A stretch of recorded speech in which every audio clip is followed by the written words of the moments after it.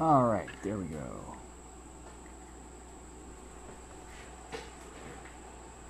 Ooh, sunny.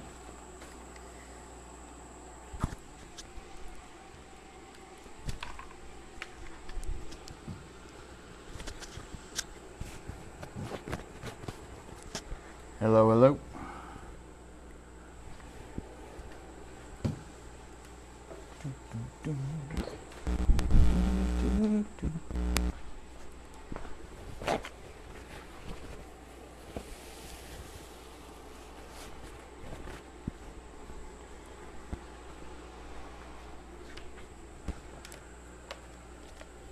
First two viewers are here. Hello, whoever that is. Thank you for stopping by.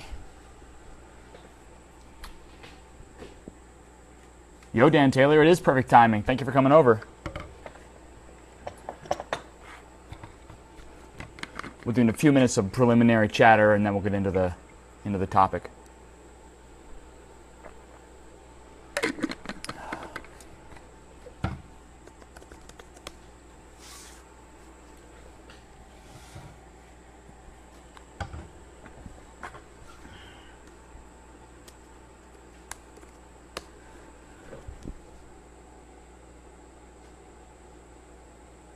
On your six, Cadex is in the house. I didn't realize that was your company, Ryan. It's like, really? I didn't know that. Apparently he just has an overdeveloped sense of humor.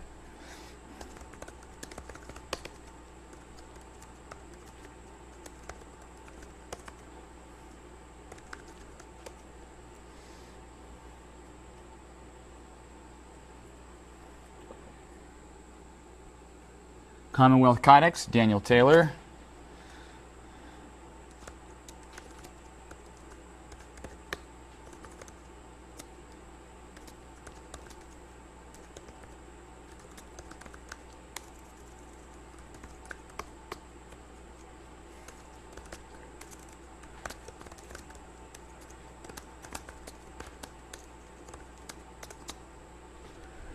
Hello, Conrad Miller.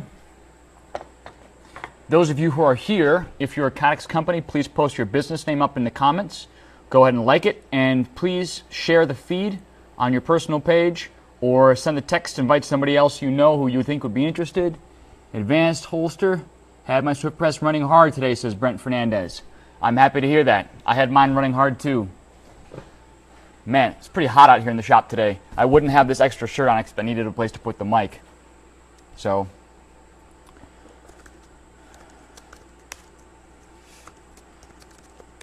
the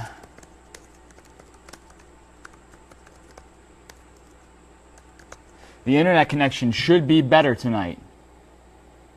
And so you should be able to watch this feed without it getting all choppy and the video lagging and stuttering. I know I've had problems with that on every Facebook Live video before, but according to today's internet speed tests, I've got significantly more speed going today.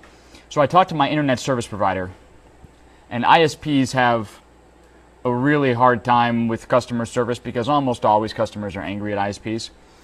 And I've been at my current location for several years, and the internet service has often just been unusably slow.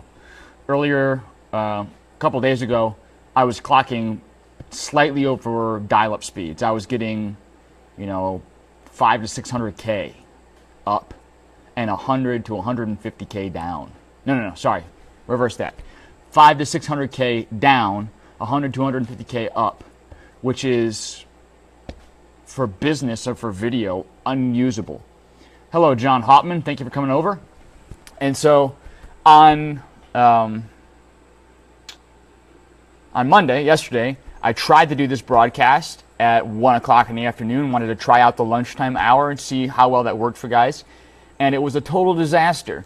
Not because nobody came, but because my connection kept crashing, which was just discouraging. So I spent some time on the phone with them yesterday afternoon and got my hands on some actual helpful information from one of their techs. and apparently the network in my area had been upgraded, but I hadn't been offered new service or to speed it up. And in order to be eligible for the open bandwidth, so they wouldn't throttle my connection, I had to also pay for a phone line. So I went ahead and paid for a phone line, which I don't have hooked up, just so that I would have all the bandwidth available. I'm going to turn those overhead lights off real quick, and then we'll get into the business models topic.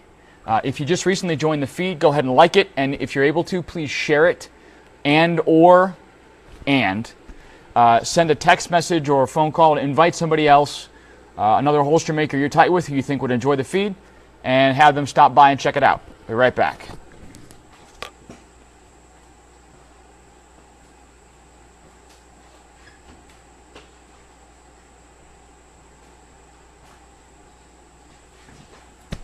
This is a little bit of a time of day experiment. I wanted to see how about early evening works.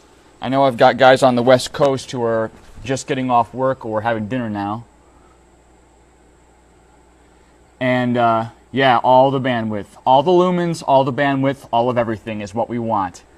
I just recently finished a revision on these, which I'm pretty excited about. These are my X300 Ultra AB appendix holsters. I'm a big fan of 2 loops, non-tuckable. This does have adjustable retention because it has to fit the A and B model lights. It's 34 length. The light muzzle is closed, the gun muzzle is open. And it will fit both the A model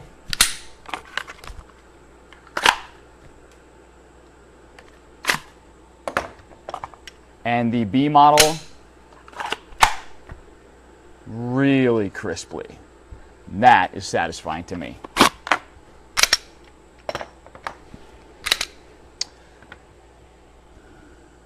Conrad Miller is tagging people like crazy. Yeah, Conrad, tag on. So on the question of business models, when I talk to other holster companies about things that I offer, they call me up and they want to know about the Swift Press, or they want to know about molds, or they just have questions about something else holster related. There are as many different types of businesses in the holster community as there are individual people running them. They all have their own flavor, they all have their own particular niche of products, but there are some general big picture things that relate to the business model that I think don't always get carefully considered. And I want to step back because it's really easy as a small shop, especially a one-man shop, to get totally sucked into all the day-to-day operations of how am I going to get the holsters made, when am I printing shipping labels, is USPS going to pick these up, I need to order more screws, rats, I'm out of spacers, is there a group buy on the overhooks I need. You get tangled up, you get sucked in tight to all those little details, and it's difficult to take a step back and look at the business big picture and make strategic decisions that affect the trajectory of your company over 6 months, a year, 2 years, to position yourself to be where you actually want to be. So I'm going to just lay out some categories. Hello, Roger Perez. Hello, Bobby Jackson. If you're a holster company, please post your business name up in the comments. If you have questions, go ahead and fire away. I'll be checking the screen as often as I remember to answer those. Hello, Mike Sedlichik. And if I mispronounce your name ever, let me know. The 2 general sales models that are available to us are either retail or wholesale. And most holster shops are a combination of both. Very few are purely in the wholesale field. Some are purely in the retail field and don't do any sales to distributors or gun stores or anything. And it's pretty typical for small shops to start off there because you don't have to hit high volumes, you can work with minimal overhead, you have flexible lead times, and you can deal locally. You don't have to have a website to do retail sales. Some wholesalers won't pick up your line unless you look like an established business. But those are 2 very different directions for the company to move in, and it's possible to balance them well and do both if you're very deliberate about how you do it. But it seems to me like many companies start off retail, gradually sort of stumble into some wholesale, and never really think through what that transition means or how best to accomplish it and maintain both sides of that strong and healthy moving forward. I'm going to move my floor fan.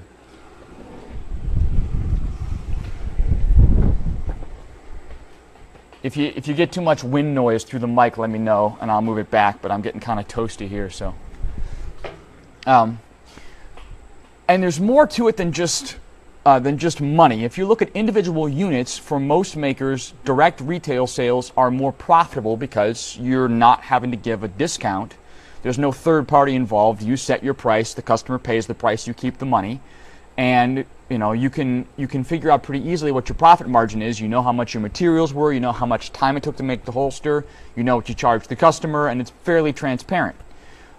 With distributor pricing, with wholesaling, it can get a little more complicated because you'll often end up doing bulk pricing, you'll give discounts, you may even give incentives to the dealer to get them to pick up your line, like maybe a few extra holsters free if they sell a certain number. There are all kinds of ways to incentivize a wholesaler to pick up your line, but it can be a little overwhelming to keep track of the numbers and see where you're actually making money in the business. My business is primarily wholesale. I still do retail sales. I still have a web store. Like this holster will be shipping out to a client tomorrow. But most of what I do is with a smaller pool of clients that I do volume with. That's been a really good fit for my business. It's not a good fit for every business. And deciding what you want to do, what kind of business, what kind of shop you would like to have, will help make the decision for you as to whether or not you should pursue retail or pursue wholesale. I haven't been seeing any new comments come through in the past couple of minutes, so I don't know. If you could quickly throw up a comment, just to let me check to see if my comments feed is working. My connection still looks like it's good, but I'm not seeing any current comments since the last one I can see is Bobby Jackson saying Spider Concealment, Rigid Holsters, Soft Loop Express. That's a mouthful, Bobby Jackson. New like just rolled in, but if a couple of you could throw up comments so I can see whether or not they're showing up on my end, that would be helpful. If they're not, I may actually close the video and start it over. I'm not sure. We'll give that a minute and see.